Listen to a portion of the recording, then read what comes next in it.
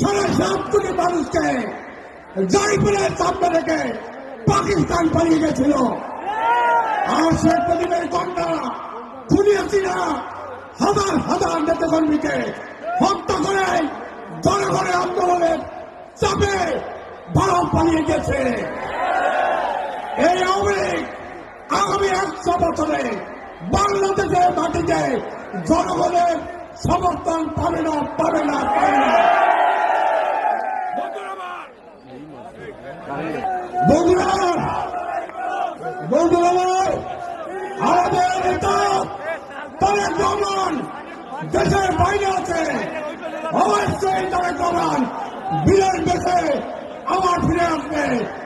তত্ত্বাবধায়ক সরকারের কথা বলতে চাই, নির্বাচিত সরকার ছাড়া দেশের সমস্যা সমাধান করতে পারে না, পারে না, পারে না। অনতিবিলম্বে সংস্কার শেষ করে নির্বাচন দেওয়ার জন্য আজকে ম্যাচ থেকে দাবি জানাচ্ছি।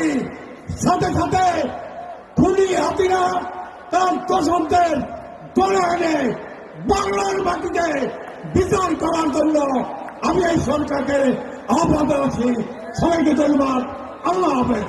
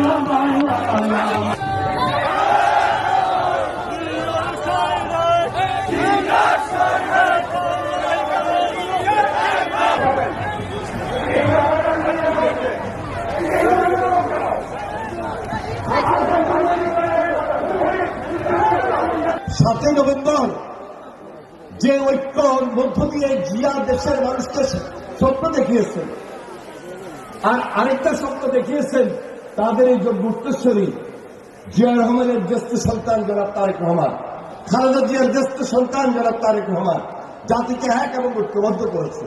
ঐক্যবদ্ধ করেছেন বলে বিগত 15, 16, 17 বছর আমরা নির্যাতিত হলেও আমরা আমাদের লক্ষ্য বস্তুতে কাঙ্ক্ষিত লক্ষ্যে পৌঁছতে যাচ্ছে ইনশাআল্লাহ। হাসিনা পালিয়ে গিয়েছে। এই যে আবুল হোসেন সাহেব বলেছেন স্বাধীনতার আগে তার পিতাও পালিয়ে গিয়েছে, তো পালানোর রাজনীতিতে ওনারা ওস্তাদ,